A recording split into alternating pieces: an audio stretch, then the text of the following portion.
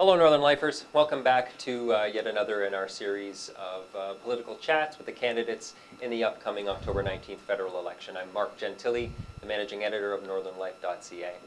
To my left here, we have our political affairs reporter, Darren McDonald. And across the table from me this afternoon, we have Marc G. Serré, who is the Liberal candidate in the riding of Nickel Belt. Marc, thanks for joining us today.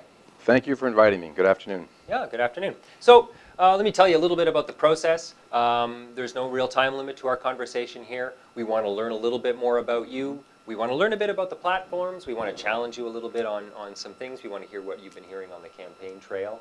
But really, our idea here is that to give the voters an idea of who you are, not just as a candidate, not just as a guy on stage at a debate, but as a person. Great. So we hope you're feeling chatty, I guess is what I'm saying. Good, good. Yes. So you are feeling chatty? Oh, feeling okay. chatty. That's good. A chatty politician? Imagine that. Imagine that, eh? Now, speaking of politicians, you come from a pretty political family, so let's get that out in the air, out in the open right away. Both your father and your uncle, right? Your uncle Ben, your father Gaetan. Correct. Yeah. They were both members of Parliament in Ottawa. Also, I've had two other uncles on today. That was a municipal councillor at Rayside. Okay. And Ubad, another uncle that was a municipal politician in West Nipissing. Oh, wow. So in addition to the experience with the two MPs with there's also a broader range. And I also was a municipal politician in West Nipissing and a school board trustee here in Sudbury and Valley East. Wow. So it's great to I've lived that all my life. Right. You know, so it's something. Dinner time at the Serré household must have been. Well, this is where it's fun. Because Mother was the moderator. That's right. Well, essentially, you know, it was always open. It was fun. Like you know, if you're left, center, right wing, we were able to respect people's ideas. Yeah. Were they all liberals? Everyone is a liberal? Well, at the immediate family table, yes. Yeah. But not in the you know, family and friends that would come over. We would have the conversations, and so then we would have that dialogue, which was fun. Yeah, you know, you're exchanging ideas, you're trying to build, because every component, every party has some good ideas, some good platforms, and so how do you make different things happen with different views, you know. Yeah. So that was always fun at the table. Growing up in high school, I was also president of the high school. Okay. So we always had that. Where do you think that comes from? Like, why do you want to get involved? Like, even in high school, why would you want to get involved like that? Well, it goes back to the public service. So obviously the word, you know, politician sometimes is negative, you know, but when you look at community service, when you look at helping the community out, so that's something since I'm born, I've lived as a family, lived as we're part of the United Way, part of the Alliance, part of the different church groups. So it's something that even in school, you want to help out. Yeah. And that's something that I've grown with, and I believe I took that from the family tradition there of community support and service, and so for me in high school that continued there. Was there, when you were having those sort of dinner table conversations, were politics something that came up around the table? Oh yes. Yeah. Oh yes. My dad was elected in 1968. Same time as Trudeau, and that's the dynamics that my dad's 77 today. Yeah. And were they about the same age, he and Trudeau? Yeah, Mr. Trudeau was older. A little older. Yeah, a little older. My dad was the third youngest MP in '68. Is that right? In Canada, at 28 years old. Okay. There's very few MPs at that time that were still alive that's today. Still young. That's right. It's still young. My dad's 77. So essentially from that age? From that age, you know. So essentially from I can't remember the train of thought we were at this. So just your dad and Pierre went into the legislature at the same time. Yes. So okay. Now, did you learn any? I mean, did your dad sit you down and sort of give you a conversation about, you know, this is what it means to be in politics, or did you learn anything from him about what it means to be a politician or about politics that you think you still use today? Yeah. Well, the bottom line, not necessarily the politics itself, but integrity, hard work, representing people, trying to make a difference. You know, so those are kind of the cornerstones of what I'm looking at all of my life with community service and my different employments that I've had. Right. So it's you know, many other people do this and are not part of politics. Yeah, yeah. I just find that for me to be engaged, to make a difference, to move things forward, then to be involved in the political process, you could affect change. Right. But you need to work with you know, a group of people, and that's, I believe, even I grew up in the Liberal family with uncle and my dad being Liberal MPs, Yeah. we still looked at all of the views of people. So that's a difference, but it's really engaging and getting things done. You mentioned change several times, you know, since we sat down and started talking. Why, like, I'm kind of curious what you mean by that. Like, why is it? You say you know, you would talk about affecting change, that sort of thing. What needs to be changed? Well, there's a number of things that need to be changed. There's a lot of older ideas out there in the mining sector, looking at the environment, looking at jobs, looking at the political process. And that's where, when you look at some of these elements, yeah. and I'm 48 years old, okay. And I've been, as I said earlier, looking at politics all my life, but really, what really got me more motivated is when Justin came back. Okay. To build a Liberal Party. The Liberal Party has lost its ways in the last 10 years. Yeah. And the electorate clearly showed the Liberal Party time to renew itself. Right. And Justin has taken the party on, and in his 40s, that's a great age. I believe it's a great age for new ideas. And we got to look at innovation, technology, and growth, and research. And I really feel that that's something that I've always done. And we could talk a bit later about the work and the education component that needs to happen. And Northern Ontario is a great place, but we need to be strong. We need to have a strong voice here to get that growth and bring that back to Northern Ontario. So that's part of the small town boy in me, that the fighter and the family. I was born in Chelmsford. Okay. You work for Eastlink, yeah. Now I work for Eastlink, but I was raised in Verner and Field, small communities. Yeah. And those communities are hurting with the globalization of the economy and the different aspects with amalgamation of municipalities, Greater Sudbury and West Nipissing. So really we have to look at certain things, and we got to look at them differently. Right. So I really feel that the Liberal Party has done that, and Justin Trudeau has done that, and has brought me back on fold. Why? Sorry, I don't mean to interrupt you. But you mentioned Field and some of those smaller communities that have dealt with sort of the wages of globalization or whatever. Yes. And those this is a bit more of a provincial kind of a thing, maybe with municipalities, but you're running federally. So I just kind of curious why you thought, well, I'm going to seek a federal seat rather than a provincial seat. I've always been interested in going to Ottawa. Oh, okay. Representing the area for Canada. Right. I really, I've never been attracted to Queen's Park or Toronto. You hate Ontario. Is that what you're saying, Mark? I think Southern Ontario, we have to build here in Northern Ontario. Love Northern Ontario, love Canada. Yeah. So I've always been interested in politics in Ottawa. I mean, growing up in high school, some say this is sad, but my favorite program was Question Period. That is sad, Mark. I'm sorry to say, but I loved it. And I watched that program in high school all the time. Wow. And the debates and there was civility more than there is today. So we need to look at that a bit more about that. It's okay to have a different opinion, and we need to make sure that we're able to share that opinion and put the environment. So when you talk about Ottawa itself, okay, that's my passion to be in Ottawa, to look at Canada as a whole, but also it's really clear you can't do this alone. Right. You need municipal leaders, you need trustees with the education side, you need the provincial, you need to work with the Chamber of Commerce's, you need to work with the business community, you need to work with the not-for-profit, the media, to get that message out. And that's part of the frustration that I feel that Northern Ontario in the last 10 years hasn't had that leadership. And for me, that is very important to get that back. And Haven't had the leadership locally, or haven't had the leadership like nationally? Or are you talking about both of those things? well, looking locally, Okay. Northern Ontario, and nationally, the leadership, we could debate that at great length. What the Harper government has done, there are some good things that they've done here across Canada. There are other things that have not been so engaging people. So we have to, and that's some of that fear, the politics of fear and cynicism. We have to really work hard on that, and I'm hearing that often. So that, really engaging people, trying to get the opinions. But as an MP, you could be in government or you could be in opposition. Yeah.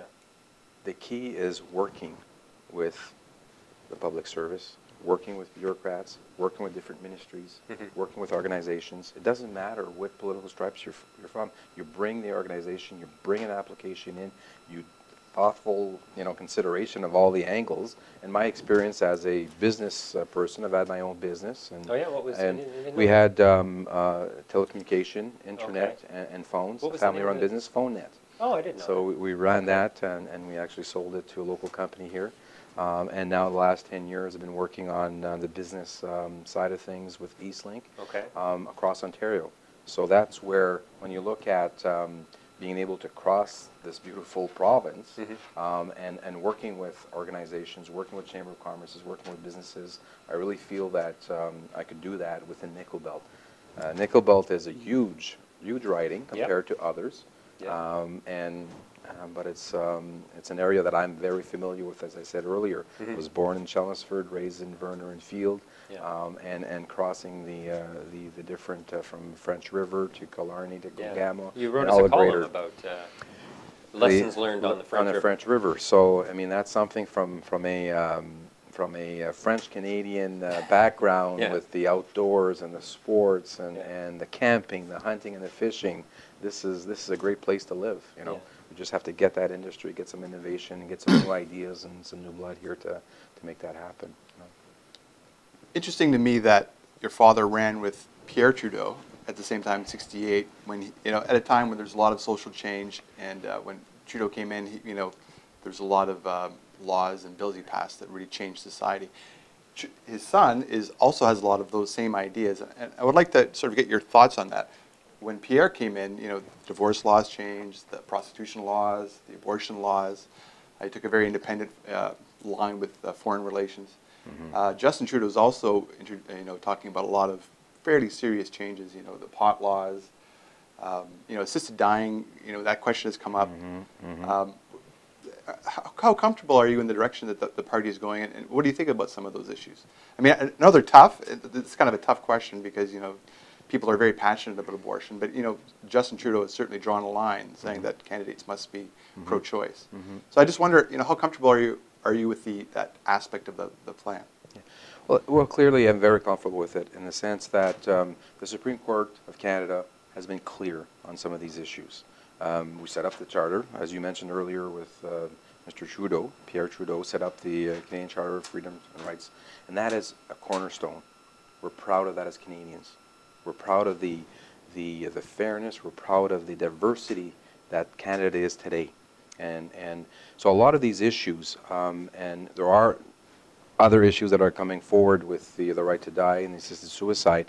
We have to look at those individually. We have to look at respecting the individual rights of the person, but then also as an MP, how can I influence? So obviously, I will support the person's right to choose on abortion. I'll support the right for the person to die.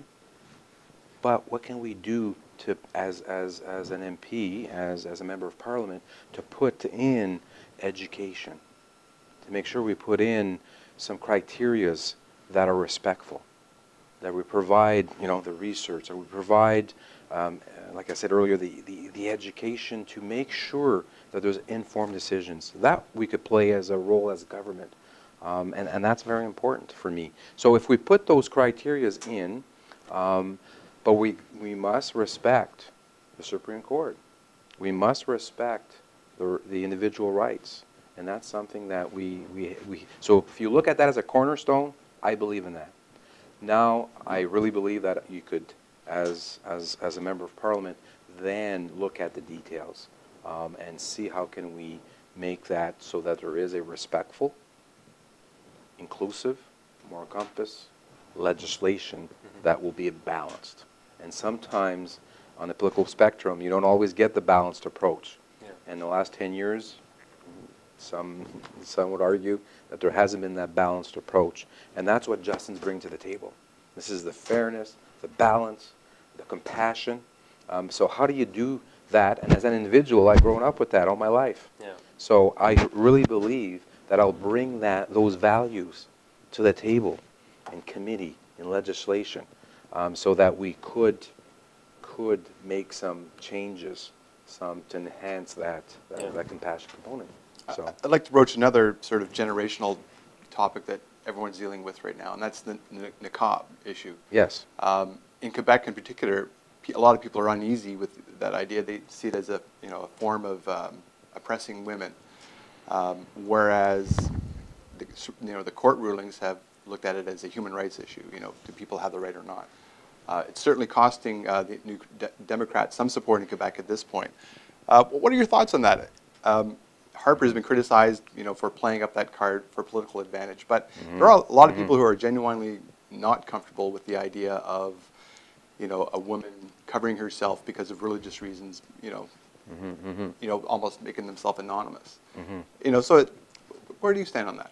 No, that's a good question, and I've been hearing that at the doors. I've been hearing in the small communities, Zilda, Chelmsford this week, Noelville last week. At the end of the day, we have to look at, one is, there are, important issues to be discussed during this election. We got to look at healthcare. We got to look at jobs. We got to focus on the economy. Okay, so this is, in my opinion, kind of a sidetracking from dealing with the real issues. However, we are, as I said earlier, a compassionate society. We are tolerant. We got to remember, we got to put some facts on the table. One is there's 2 individuals that have said they didn't want to remove the niqab for this ceremony. Only 2. Right. Okay, so let's look at that. Second, the importance. We're in Canada. These individuals, these women, are choosing to wear it. They're not being forced. They're not being forced. I've seen and I've talked, and when I went to Ottawa and Toronto, and they are saying, I want to wear this. Okay, so they make that decision here, which is different than in some other countries where they come from. But here they are choosing to wear it. And thirdly is when they are in front of a customs officer, they do remove it to identify themselves. Or if the ceremony for citizenship, they do remove it to show an officer they say they are. The identity. Okay, so we have to be careful on the fear and that there's a terrorist. There's we don't know. I mean, these individuals, these women are professionals. They're doctors. They're teachers. They're lawyers, and they're coming to Canada for a better life, and they're choosing to wear that. So for me, we have to be, just taking a step back and look at all the issues and talking to them. And it was really an eye-opener for me, obviously the media reports and versus actually sitting down with them and talking to them and saying, hey, they want to do this here. Yeah. And so am I to tell a woman that she can't wear a certain piece of clothing. Yeah. I mean, where do you draw the line after that? So the Harper government has, played that up and utilizing for political gains, I believe. But I think it's something that we have to take a step back and seriously look at. Like, there are good reasons to having it here, and if they choose to have it, yeah, that's okay. A lot of people, say that issues like the niqab issue, these sort of wedge issues that are introduced into campaigns, help, contribute to voter cynicism about politicians and politics and voter apathy. Is this just a distraction? Yes, it is. Yes, it is. What should we be focusing on then if we're not focusing on that? What are the things that are driving driving this election? What are the issues that you're hearing from people that are top of mind? So Don't say jobs. The main two, the economy. So basically, what I'm hearing at the door is healthcare. Healthcare is coming up a lot. So that is something that... Are you hearing that from seniors and younger people, or like, who are you hearing the healthcare from? I'm curious. Yeah, I think both. But no, I'm hearing from both. You have one of the things that you, as you know, and looking in the room here and myself, we have either older parents, older uncles and aunts, grandparents, Or we're getting old, yes. or we're getting there. So we got to think of the future. So a lot of the young couples that have kids are helping their parents or someone or their grandparents. So the issue with nursing homes, the spaces in nursing homes, and the care, affordable housing, wanting to stay home care, wanting to stay in their homes longer, those are issues that are coming up. And the Liberal Party has been very clear on the need for that investment. Yeah. And when you talk about priorities, that's why I really feel very comfortable with one of the first elements of the Liberal Party platform that came out is the infrastructure spending. The largest infrastructure spending in Canadian history. And also, this will kickstart the economy. We'll get youth working. And if we get youth working more over the next 3 years, that'll create more housing. We'll create more for small business. This morning I met with the Sudbury Real Estate Board members. So they want to look at how to kickstart the economy. And so those are important issues to get the jobs in Northern Ontario. So we got to find ways to do that. So the important part is at the door, or in what I'm meeting people is the economy for youth, getting the jobs. It's very important because a lot of the jobs have been leaving Northern Ontario. Right. The healthcare has been another issue, and in Nickel Belt specifically, the other part too is the third component is schools, hospitals, or healthcare centers, tourism. The lack, they're telling me the lack of high-speed and cellular coverage in Nickel Belt. Oh yeah. So that is an issue that when you go to St. Charles and Wellville, the tourism, the community health center, when they're transferring patient records, they're struggling because of the low speed that they have. Okay. The tourism operators are trying to attract people. I've had the same thing in River Valley. There was a school video. Check it out on YouTube. River Valley High School. The children did a video, and they're asking the community, they're asking government officials to help them out, to have the same education as other children here in Ontario and Canada, because their high-speed internet keeps dropping. They can't, as soon as they access the internet, it drops. So we're hearing that in Go Gamma, and French River, and River Valley, so many areas. How can you address that as a federal MP? What kind of difference can you make in getting people high-speed internet? Well, one of the things that we should be looking at is getting more fiber optics. And that's I have experience on the business side in telecommunications. And that's the role of the federal government would be to help the municipalities, help health centers, help education, and then help tourism, so and jobs in that area, so that you could relocate some employment. So the role of the federal government with infrastructure spending is building an information highway. We're focused on highways, and which is great. You know, we need to link the north with the south because we have to have those.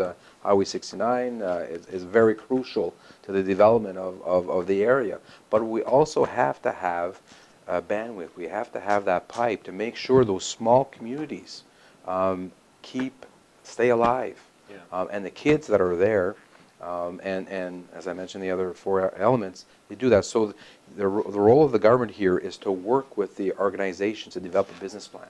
You can't just throw money at something. So let's sit down, and that's where I feel my role as an MP, my role as a business person, my role as an administrator, a director, is to sit down with the community organizations, sit down with all these stakeholders, all these partners, and come up with a plan. With that plan, there needs to be sustainability. But today, there's thousands of dollars being spent on telecommunication. Right. And I have the numbers. There are thousands of dollars a month that are spending for low speed in those areas. You transfer that money and you build the pipe, a one-time funding from the government, and then you have sustainable revenue to keep it going. The business model needs to be worked on. And that's a big difference on what's been currently happening, when I said the last 8 or 10 years, on that lack of leadership that has not been provided here by local MPs and MPPs. With your background in telecommunications at Eastlink, do you have a sense of how much that would cost? What kind of investment we're talking about? I mean, is it big dollars? Well, essentially, you know, you look at the industry, you look at maybe $20,000–$25,000 per kilometer of a fiber build, and that's, you know, give or take, depending upon the various infrastructures that are already in place. And this, to be clear, this is not a it's not an Eastlink. Eastlink does not offer fiber in small communities, and This is not a commercial. It's not a commercial. So you're not going to be making money off this? The Eastlink maybe not even be part of the picture. You know, Right. At the end of the day, Bell Canada has the largest infrastructure in Canada, and today Bell Canada is in those small places, but with old copper wire. Right. You see, so Bell Canada is the provider in many of those small locations, and the boards and the health centers and the municipalities and the tourism are paying a large amount of sums of money per month today for very low bandwidth, very low internet. So how do you channel that money into a business plan, get the infrastructure money in that community, and guess what? That might save the community. That might attract, not to mention the kids today that want to have a better education and want to have that education locally. So I really believe that that's a really good role for an MP to play, but you can't do it alone. And I'm repeating myself, but the municipality needs to be involved, the province needs to be involved, business needs to be involved. Okay. So that's something that I really feel passionate about. I really feel strong. And Nickel Bell's a good example of this because of the diversity, and we want to promote. There's great tourism opportunities. Yeah. Huge tourism opportunities for Americans. People in Southern Ontario coming down, but they come down and they can't access their cell phones. I know some will say, you're going hunting, you're going camping, you shouldn't have your cell phones, but the reality is you've got teenagers, you want to come with you, they want to check out Netflix, they want to, you know, they want to check out YouTube, and it is a factor. It is a factor to make sure those tourism operators have access to the internet and for the tablets and stuff. So I have a question sort of about change. Your leader, you know, real change is the name of is what you've been, you know, he's been campaigning on. It's what you guys have all been campaigning on. But under that sort of real change banner, you know, he's talked about how politics has to change. It's kind of an Obama-like message of hope and change and all these kind of things. Hard work, yes. And that's good. But I was noticing in the platform that I don't know that the word spending is ever used in the platform. The platform always talks about investments. Now, yes. that's a real sort of semantic way of not saying spending. That's a very political way of not using the word spending. You know, when you're talking about change, but resorting to sort of typical political tactics like that, how is that change? How is that different, I guess? Well, the reality is the government of Canada has a role to play. There are elements that the federal government has jurisdiction over versus the province. Essentially, our role is to help Canada prosper. Right. Help Canada grow. Look at that. So basically, when you're looking at spending, investment, wording, I mean, it's the bottom line is people want to see that money is well spent. Or invested. Invested. Oh, there you go. That's good. Thank you. Invested properly and in the long term. So how do you be accountable? How do you make sure that those dollars are being utilized to improve things? So at the end of the day, you know, words and spin. I think you're alluding to a certain extent. Yeah. We live in a marketing society. Yeah. You know, we are there to promote ideas, but we got to get our message across. Yeah. You know, and many times in the media, and I'll throw the ball back at media, we only have 5 seconds We only have 10 seconds. You only have 5 words. And sometimes the media is guilty of just having those sound bites instead of having the meat and the detail. So by doing that, then we got to be careful with the wording. And so but what we're doing today is great. Yeah. So you're getting more in depth of the issues versus just the headlines, and that's important. And we both have to play a role as a politician and the media to try and get to the issues. Yeah. And that's where some of those other distractions don't get us to the real meat of what needs to be discussed. And people are talking about health and the economy. So that is, and Canada has a great role to play, and I really believe, like I said earlier, we live in the best country in the world. You know, Northern Ontario has so much potential with the lakes, the mining. I mean, we've the resources, and we got to be smart with that. So, so that's something that I really feel strongly about. It's a particular challenge to run against an incumbent. He's not in government. In the next election, your party is as likely to be in power as his government. What's your narrative? What's your argument to voters? Why should they change? Why is there a need for change in Nickel Belt compared to what's gone on the last 8 years? Well, very good question. I mean, that's part of the. I've said this earlier. So there's been 8 years, 10 years of many NDP members here in Northern Ontario, provincially and federally. So they could talk about their track record. I might argue that the results have been very, very negligible, not there. What I promise, what I commit to people in Nickel Belt is to ensure that as an MP, you can't always criticize. You can't always just say what's wrong. You have to be proposing new ideas. You have to be working with all the stakeholders. You've got to be working with all the municipalities, the province, the business community. I really feel strongly that with my background that I've had in business and as an administrator, I am really positive. I'm really excited about that, of working with all groups, not just the conservative that will work with the business community or the large multinationals, and sometimes the NDP have been criticized just working with one sector of the economy and not the business. It's very important to be working. So my argument to the people of Nickel Belt is, regardless if we're in power or if we're in opposition, I will work hard. I will meet with bureaucrats. I will meet with the various departments. I will meet with various ministers. I will meet with various organizations to bring applications forward, to bring so that we meet the criterias. And regardless if you're in opposition or not, when you're a minister sitting at a table, looking at an application grant for various programs, and if it's properly filled out, it has a good business case, it has community support, it has partnerships, it has sustainability, what is the minister going to do? Regardless of what area it comes from. You know, it's going to be some serious consideration for that application, regardless of who's in power. Obviously, if you're in power, you get access to ministers more, and there's, that's. But Ray Bunny, when he was MP, he was not always in power. The Liberal government was not always in power, and he worked with the bureaucrats. He worked with the community. He set up twice, and my commitment will be continuing that.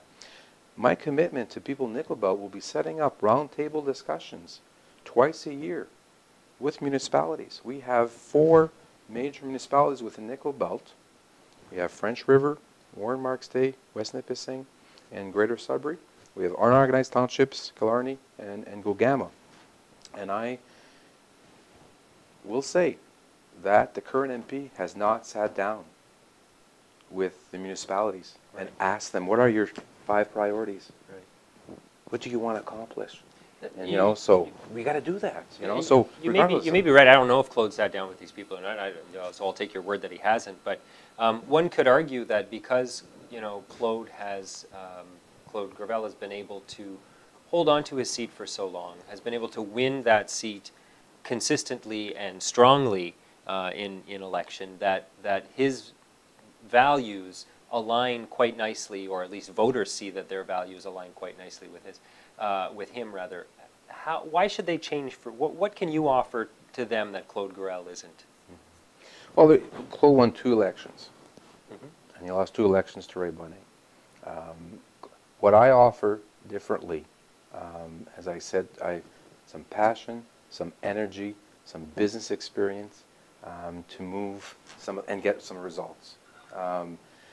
For me, that is very important regardless. You got to look at, too, the last 4 years, the NDP have been the opposition. Mm-hmm.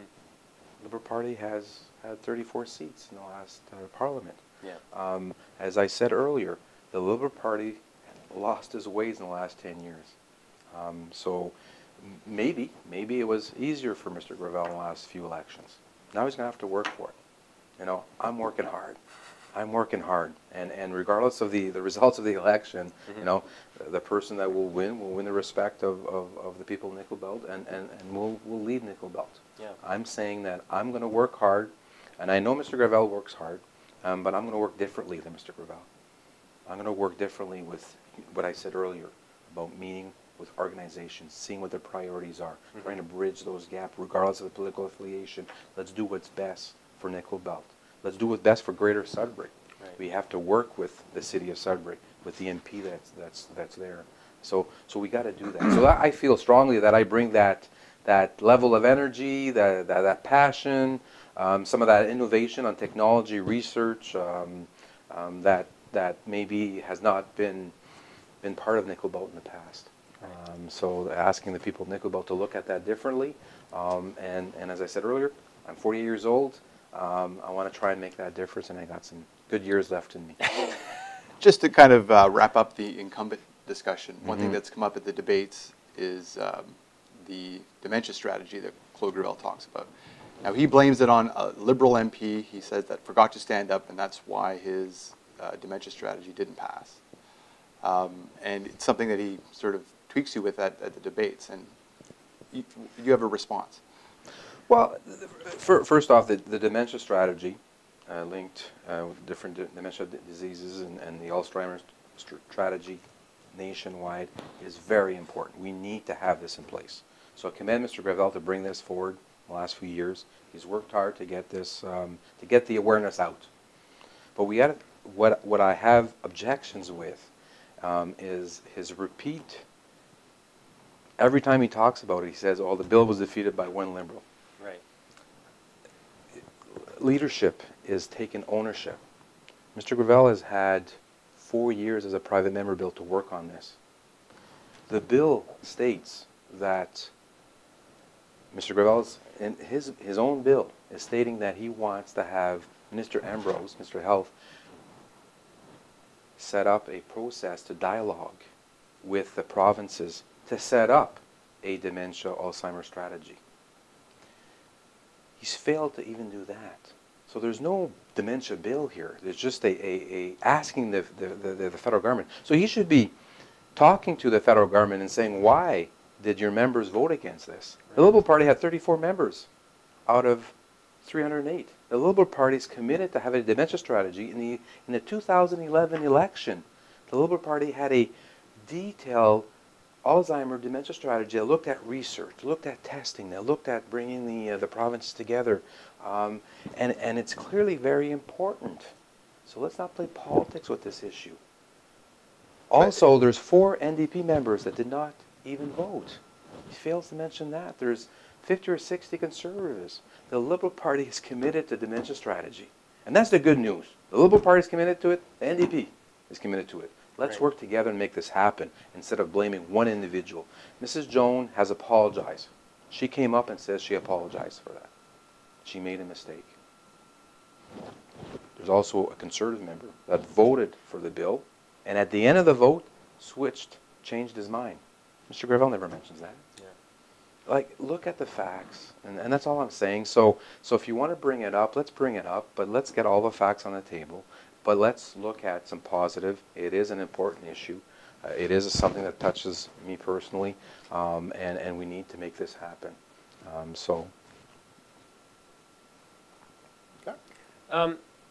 Mr. Trudeau apparently thinks winning this region is important. He's come, you know, he's done some campaigning on your behalf and on Mr. Lefebvre's behalf in the area.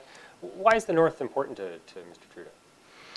Well, we look at years ago with when Ray Bonnet was here, Anthony Rhoda, my Uncle Ben, we had Northern Caucus. The Liberal Northern Caucus met every week to look at issues in Northern Ontario. Right.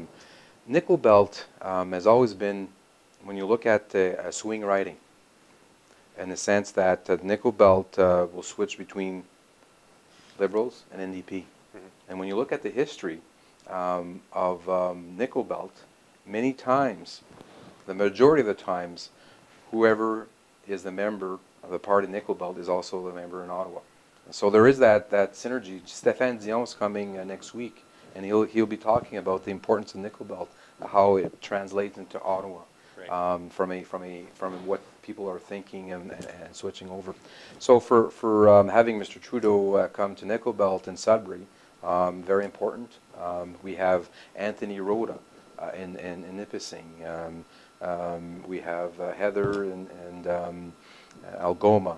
Bob Nolt, that was a member during the time of my uncle, the Chrétien government and Martin government, is also running again. So there is a solid team of Liberals here in Northern Ontario that Mr. Trudeau feels that will be able to bring back some of that energy and passion back into our Parliament with that Northern Ontario. So, okay. There's been a lot of talk of scandal this election. You think of the provincial Liberals, you've got the orange scandal, the gas plant, the Sudbury by-election scandal is in the news. But going back further, you mentioned that the Liberal Party was sort of in the wilderness, and that all started with the sponsorship scandal under the Chrétien government. How do you get past that as a party? You know, the damage to the brand, the association, you know, Liberal government equals scandal. How do you get past that? Well, it's very important. I mean, if you look at all political parties, there's been some issues, and the NDP are not immune. Bottom line is, you can't. It's very hard when you look at a few mistakes of a few individuals to taint an entire party. Let's not do that. Let's look at what we have in front of us today. Justin Trudeau. No one could argue. Has integrity. I feel I have integrity. Mr. Trudeau was one of the first to. There was accusations, and he removed 2 MPs from the caucus immediately. He took action right away. The Senate. What did Mr. Trudeau do? He removed all the Liberal senators. The only party to do that. All the Liberal senators are now independents. He took action on some of these components, some of these files you're talking about. So that is important for me to be part of Justin Trudeau's team and to look at what we could build in the future on that. When you look at different components of that, I think it's crucial to build upon it. So for me, Justin Trudeau represents change and represents that integrity, and I strongly feel that we'll bring that to Ottawa. So. The NDP and the Liberals have some pretty extensive platforms. There's a lot of big promises in there, a lot of big money promises in there. The NDP that say that they can deliver those big expensive promises and balance the budget at the same time. Justin has, Mr. Trudeau has see, even I've fallen for the conservative marketing. Nice hair. Yeah, it's true. That's gorgeous. Your hair is nice too. There you go. Yeah, I feel good. But that was not a slight, Mr. Darren. But the NDP, as you know, they've made big money promises. They say they can balance and spend all that money at the same time. The Liberal budget also has some big money promises, but also says, look, we're going to have to run a few deficits in order to get this thing done. Why should people support a Liberal platform that is going to run deficits for 3 years as opposed to an NDP platform that promises to balance? I mean, they're both promises. No one really knows which one will work. But why should they trust the Liberal promise over the NDP? That's a very good question. One of the first things that Mr. Trudeau put in place, he put in a solid team. He has a very good economic advisors, very good individuals that are part of business, part of the structure. So what the Liberal plan has done and what it's putting in place is very balanced, very comprehensive, and it's very well costed out. Look at the economists, look at, there is a lot of factors, and we're being upfront. The Liberal Party is saying, listen, we are in a recession. I mean, the Liberal Party is not saying that, but there's others that have said that. We need to kickstart the economy. So what do? Let's be smart with that investment. Let's be smart with that. And the Liberal Party has been honest and say, listen, we're going to carry a modest deficit for the next 3 years to invest in our youth, invest in social housing, invest in municipalities that are much needed, invest in our seniors. We're going to do that. And here's the plan. And it's comprehensive, and it's getting a lot of reviews, and that's why, clearly, when you see the last few weeks that the Liberal Party, despite the millions of dollars that Mr. Harper has spent on, we alluded to you earlier about the age and the hair, and are seeing Mr. Trudeau as, yeah, he is young at 44, 43, but that's good. That's good. And there is a solid plan. Take time, and I'm asking, I've had these meetings with people all across Nickel Belt, say, please look at the NDP platform. The NDP platform has made an enormous mistake, one, by not supporting the Liberal government's plan to take from people that are making $200,000 or more. So we're going to take some money from people that are making $200,000, and we're going to take that and reinvest that into the middle class, into families. The NDP voted against that. The NDP voted to support the Mr. Harper's budget. They're going to look at saying balancing the books. How can you do that on one hand? Right. And that's what Mr. Harper has not invested, has not even promised anything along the lines of what the NDP and the Liberals have done. Yet he says he's balancing the books. It took him a while to and there's some debate if the books are still balanced today or not. But essentially, the NDP government, or the NDP party that's proposing to run a balanced budget, then how can you make all those promises? So and there's a lot of examples. We could spend a lot of time here, but Swiss cheese, there's been a lot of holes in the NDP plan. Yeah. When they released it a few weeks ago, they said we'll provide a weekly update as we make new promises. They haven't provided one update yet. They haven't provided one update. There are clearly, who can you trust to run the economy of Canada to replace the Harper government? Right. And clearly, from the perspective of many analysis, people across the country are saying that the Liberal plan is balanced. The Liberal plan looks at that investment, looks at being smart with the dollars being spent, because it is our tax dollars. We have to be careful how we do that, versus a NDP party that has not the team compared to the Liberal team, and has not thought this out to look at the long term. A lot of the investment, did you know that the child care program that the NDP program is proposing, any child that's born today will not see the benefits of that program. Okay, why not? Because they've got to balance the books now. They can't invest next year. They can't set up. They can't invest. They got to balance the books. That's their commitment. Or will they come in, if they do come in power, and say, oh, they didn't know how the Harper government's books work? Let's be honest with Canadians, and that's what the Liberal Party said. Said, listen, the books need to be. When we get the books, when we look at the budget, we need to look at that investment in the next 3 years. It was a commitment for 3 years, and we're going to work at. And from a Liberal government, look at Mr. Chrétien and Mr. Martin. Balance the books. They were balanced for a large number of years. Yeah. Almost the entire time that Mr. Martin was finance minister. They were balanced, and they haven't been balanced under Mr. Harper. There's been 2 recessions under Mr. Harper. I was watched. Unheard of for Canadian I don't know Prime that those Minister. are really his fault, but They're not. So they're not his fault. The second one, there could be some arguments today. We're the only G8 nation, G7 nation that is in a recession today. yeah. So that's on his watch. Maybe in 2008, no. But today, yes. When you look at the policies that have been in place, it's time for that change. And it's time to look at it different. And that's where people are looking in the next few weeks to see who is best to replace the Harper government. Right. And that's why I'm really confident with the plan, the solid plan that Mr. Trudeau has put in place with the team.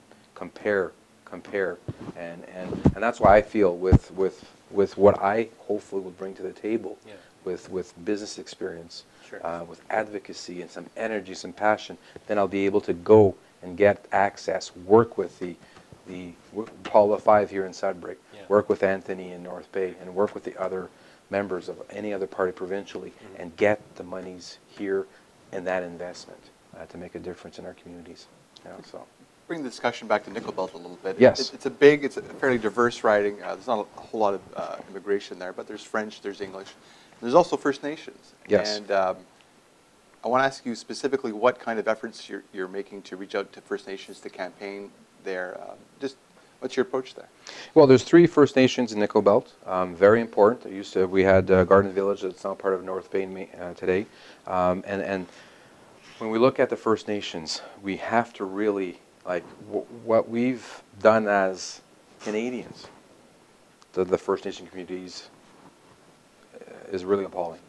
I mean, we have to look at, I've reached out, we've visited, and you see the poor housing, water, that's education, schools. We really have to look at the investment in those communities. First Nations, a lot of the First Nations, most of them, are working with private industry. We have the example right here, First Nations Winnipeg, great example of having agreements, partnerships with the mining companies. And what the First Nations here have done, they've reinvested that in education. The Liberal Party has also been clear on reinvesting in education, and education is key. I was a school board trustee. I taught at Cambrian College. I have a blended family of 5 children. I understand the need for education. So the First Nations, the #1 issue is getting education for the future. The second is dealing with the poverty, dealing with the housing and water issues that needs to be done in Nickel Belt. The key here, the Liberal Party was the only party. If you remember the Colonial Accord by Mr. Martin. Mr. Martin spent a lot of time dialoguing with the First Nations community and had an agreement. It was very live. It was quite well received. It was well received. The First Nations across Canada were in approval. It was a comprehensive plan. There was dialogue. There was engagement by the First Nations, and Mr. Martin lost the election, and Mr. Harper just threw it away. So we need to go back to that, and I really believe with just Mr. Trudeau's experience and background that we will get back to that point. We need to sit down. We need to look at that. First Nations are so crucial to the history of Canada. You're right. I mean, the Colonial Accord, you're right. It was a Liberal. Paul Martin was a Liberal. He brought in the Colonial Accord. Harper canceled it and ended it, and that's true. But in Northern Ontario, and I have to challenge you a bit on that because I've seen the NDP championing First Nations issues far more than I've seen Liberals in Northern Ontario championing. I'm thinking of Charlie Angus, particularly up north, Chilby-Saint, those sorts of people. I mean, Chilby-Saint was provincial, but championing them. So how is this Liberal Party going to be different when it comes to First Nations issues than at least it's been my experience in the past? Well, in the past 10 years, there's been very little Liberal MPs in the North. But I'm not just talking about the past 10 years. But prior to that, the Liberal MPs were very active. They really weren't up in some areas of the North where I worked for a lot of time, Kapuskasing, Timmins, that sort of. It was the NDP who were championing First Nations. Charlie's been there for a while in that area. Yeah. Bob Nolt in Thunder Bay has been very, very, very the First Nations community. Ray Bonnet was involved a lot in the First Nations community. The commitment with the First Nations community is clear with the Liberal Party. We need to have that dialogue. The Ring of Fire is a good example of that dialogue that didn't happen until just recently. Bob Ray got involved to try and bridge that gap and to get the dialogue going. You know, so for me, it's again, it's a stakeholder, it's a partner. Right. It's really a crucial partner, and we need to talk to them first, not after the fact. What the Harper government does, you know, negotiates and just here's what we're doing. You can't do that. So it's really engaging at the ground level. And if you do that with the First Nations community, they will be on board. They've proven that time and time again. Yeah. So we need to work hard. There's a lot of work to be done. I'm new coming in, and I promise, and that the Liberal government will be clear on this to be in the forefront. Right. But you gotta make sure that that is part of the overall aspect. That's not just one element, but it's one of the first and most important elements that you need to discuss right away. So. Have you engaged any of the 3 communities in the riding thus far, or will you be before the end of the campaign? Yes. Yeah? Yes, I've met with the 3. I went into the 3 reserves, the First Nations. I haven't met with all the council members, but that's very important that I've done, and I will continue to do. Do you get a different message there than you do in the rest of the riding? Are people also concerned about jobs and economic development? Well, the key, and like I said, are about housing, and the other element is the voting. It's really a lot of the First Nations have not seen the need to vote. They don't feel that. They don't feel engaged. They don't feel that it's going to make a difference. So there's a lot of cynicism, and there's a lot of criticism towards the federal government on many fronts. So that has come out loud and clear. That why should we vote? The leaders of the First Nations have come out and really trying to be more proactive, and if all the First Nations were to vote in this election across Canada, it would make a big difference. It would make a big difference. So the biggest part is the trust issue. Right. The trust issue today is not there. I mean, obviously, there's a lot of reconciliation report that just came out. There's baggage. There's a lot of challenges, and there needs to be issues that we need to address now. We need to address right away in order for that trust to come back. Particularly in Northern Ontario, I would think, where so much of what we do is tied to not just the schools, resource but base, our resource-based resource economy. base. So much of it is tied to our relationship between us and First Nations communities and non-First Nations communities. Yeah, like I said earlier, First Nations and Wanapete is they've done a really good job on working with the private sector and working on the agreements, and then from there working with the college and getting the education to their members, people. Any idea how many doors you've knocked on? Have you kept count? There's a database, thousands. The challenge, Nickel Belt, is the doors are dispersed. Are dispersed, or not in the city. What kind of reception are you getting when you go to the door? That's the people in Nickel Belt, like Canadians, They're friendly and polite. very friendly and polite. They'll Different smile than in a your phone face, call. shut the door, and Rarely happens. Yeah. So you'll get some that have an opinion, or will have one specific issue that they don't like. Yeah. So you get that, but in general, it's been great. I mean, it's fun. Yeah. It's fun because, again, like I said earlier, that's how I was raised. And when you go at the door, trust me, you get different opinions. Okay, so you get people that are not necessarily for Justin, or they don't like Pierre, Mr. Trudeau, or so there's one issue that comes up, but you smile and you try and explain what you want to do and who you are, because that's the key is, and I think you started off right off the bat by saying that we want to get back past the podium, past the speeches, or past the debates, and we are persons, we are humans, and a lot of people don't think that about politicians and journalists, actually. And that's why I want to get involved, because I know that you could affect change. For me, politician is not a bad word. It's someone that will be involved, be engaged, represent, and take a position. You can't be. You got to take a position, and some people won't like that. But people will respect you for taking a position. So that's part of the democracy that we have in Canada that we bring forward, and I really enjoy the door knocking aspect. Probably would like to do more because there's many things in the campaign with interviews and you're a chatty guy. and I'm a chatty guy, and right now I'm leaving right now to go door knocking with a group at 3 o'clock. So you're preventing me from door knocking right now. Place to stop. I think that's a good place to end. And there's nothing else you wanted to add, Mark?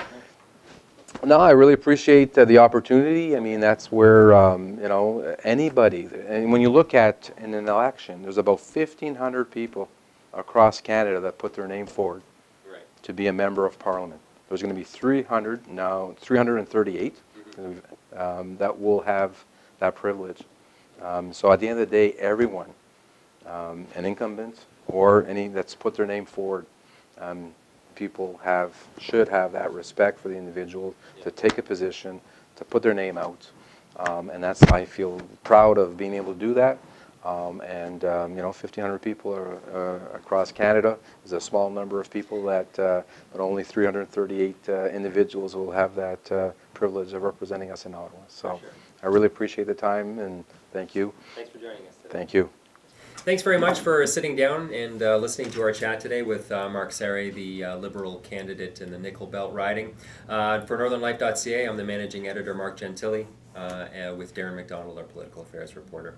Don't forget to check out the election section of our website. There you'll find information on all the candidates, how to contact them, their website info, press releases from them, basically everything you need to know to make an informed decision on October 19th. So we hope to see you at NorthernLife.ca. Thanks a lot.